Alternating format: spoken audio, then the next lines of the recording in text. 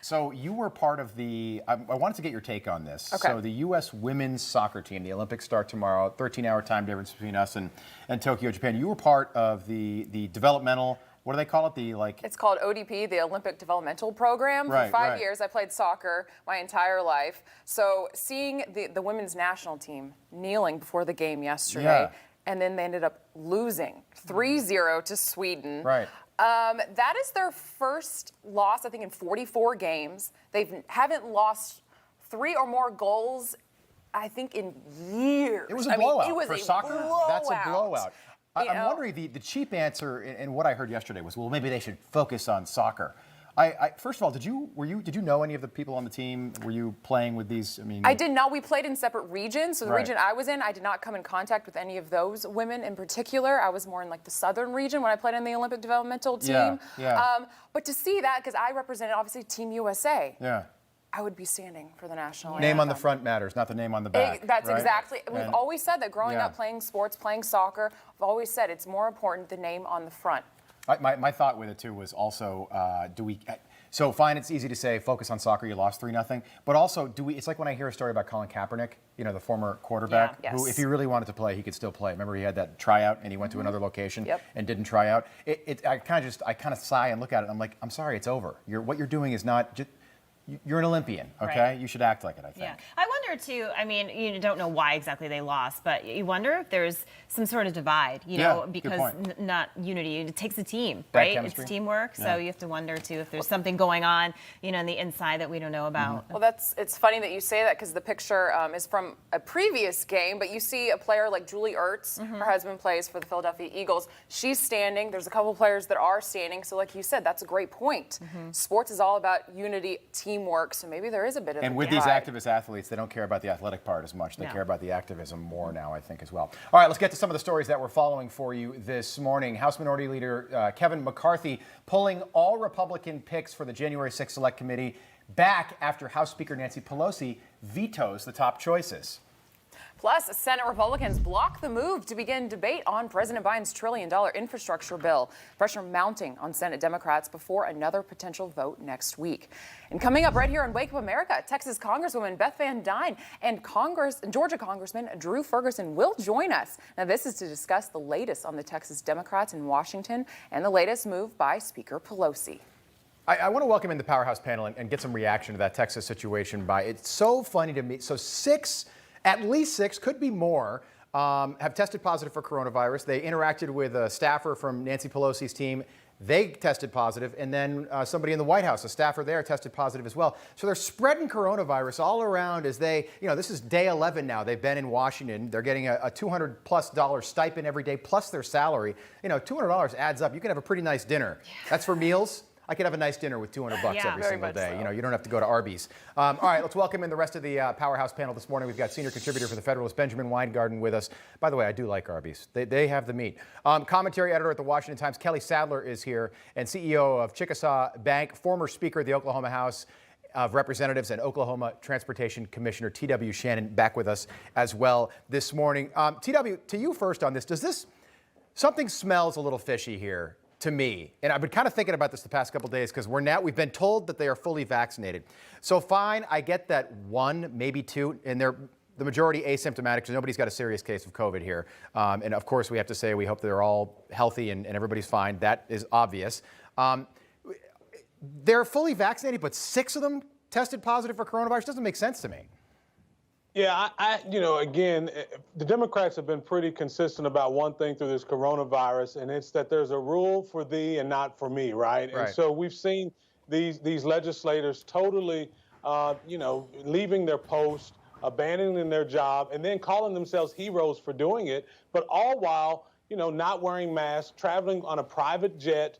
It just flies in the face of hypocrisy, and it's just more of the same from the left, where they're imposing unruly mandates on Americans that are not based on science, but they're living a totally, completely different way. We see this in the areas of healthcare. We see it in the areas of climate change. And this is just another example of the outrageous hypocrisy from the left. Yeah, and it's not like they're staying at some motel or something, 60 miles. They're staying at the Washington Plaza Hotel, which is a pretty nice hotel right near the Capitol.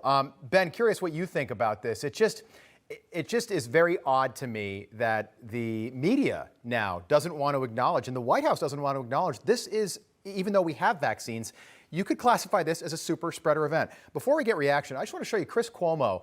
Remember Amy Coney Barrett? She was nominated. President Trump was able to get that through, and she became our most recent appointee to the Supreme Court. At her outdoor nomination ceremony, outdoor in the Rose Garden, I believe. This is back in October. There were a lot of people there, and the left was very quick to call this a super spreader event. Take a look. And what did we see there? Some masks, many without, very tight together. Exactly what you're not supposed to do. Okay, fast forward to April, and the New York Times says we don't have one case on Earth of outdoor transmission of the coronavirus. That was from the New York Times. But your reaction, Benjamin? And of course, that's from the ultimate hypocrite on so many different issues. So it's a super spreader event when it's Republicans and you can spin it and use it to smear your political adversaries. But when it's Democrats, it can't be spoken about. That's the bottom line in terms of the double standard that's being applied here. And look, it's also, let's go back. Joe Biden talks about, well, we need to have faith in the government. And one of the ways that you have faith in the government is to be consistent, even-handed, transparent, and accountable. Well, remember, these are the same people in this administration who were saying it's dangerous if it's a Trump vaccine, but now if it's a Biden vaccine, 330 million people have to be vaccinated. And if you have any questions about it, you're a misinformation artist and you threaten public health in this country. And oh, by the way, Facebook is killing people. So it just he walked that back. He was quick to, I bet Facebook probably called. They were like, Joe, we suppressed all the stuff about Republicans. We helped get you elected. What are you doing? He walked it back. Joe, how many of your former colleagues work for us now and lobby for us, et cetera? Yeah. So, of course, how could anyone have faith in government when they see this political theater that's being foisted on the country? And I think that this Texas delegation is actually the perfect representation of the hypocritical left and the fact that it's all for political show because at the end of the day, they care about power above all else. Yeah, that's a good point. Kelly, I wanted to get your take on this. This is a little, so the administration, Alejandro Mayorkas, came out and said quickly, hey, if you are Cuban and you're thinking about coming to the U.S., no, do not get on a boat. Do not come 90 miles to Key West or any of the other Florida Keys or any of the other states in the lower 48. If you are a migrant and you're from the Northern Triangle or maybe the Middle East or maybe Mexico, come on in. COVID, no COVID, Title 42, out the door. The Biden administration yesterday, and if you're watching at home, just get a load of this. Okay, this wasn't covered anywhere, but this is just, it's hysterical, the hypocrisy here. The Biden administration yesterday postponed reopening the border to fully vaccinated Canadians. They postponed it now to August 21st. Fully vaccinated Canadians. Canadians are allowing Americans to come into, fully vaccinated Americans to come north into Canada starting on August 9th. So if you are a migrant at the southern border, we repeal Title 42. If you've got COVID, come on in, no ID, no worries. But if you are Canadian and you're fully vaccinated to the north, Kelly, nope, sorry, got to wait till August 21st. I have absolutely no idea what this administration is doing. It makes no sense. They're talking about reinstituting a mask mandate for the fully vaccinated, yet they're allowing these migrants to surge across the southern border, the highest in 20 years. None of them are getting tested. Those that are, we don't know the numbers that are infected, that are not. They are then put on buses and airplanes and moved into the interior of the United States. If you want to talk about a super spreader event, this is definitely one of them. But the administration does not seem to care. They have an open borders policy, open borders with the exception of Cubans, with the protesters who might just be Republicans. So we need to keep them in Cuba because we don't need them to join the electorate. But the southern border, come across, COVID, no COVID. But if you want to do this legally, if you want to be processed legally, we're going to stop that from the Canadian border and from the southern border. So bizarre. It does not make any sense. 60% of Cuban Americans, by the way, voted for Donald Trump in 2020. We've got about 30 seconds. TW, I think she brings up a good point about this Delta variant thing. I don't know why we're still testing asymptomatic people.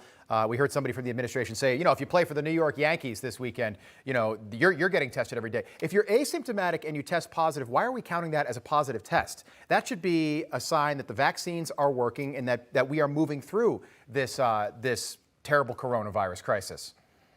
Well, I started to have real suspicions about the testing in this country very early on, but I really got suspicious when I heard Dr. Fauci announce that he is science and science is Dr. Fauci. I think that's when most Americans got pretty fed up with this administration's approach to the coronavirus. And I just thank God for the Republican governors that took a common sense approach where they kept their states open, and we're seeing commerce thrive in those states, and we're seeing the states that were closed down.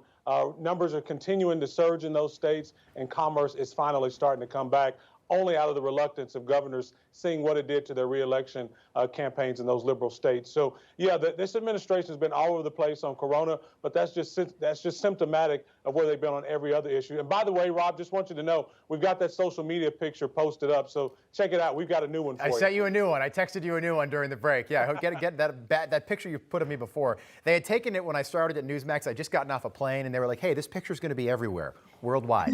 Smile. I was like... That's just the worst picture ever.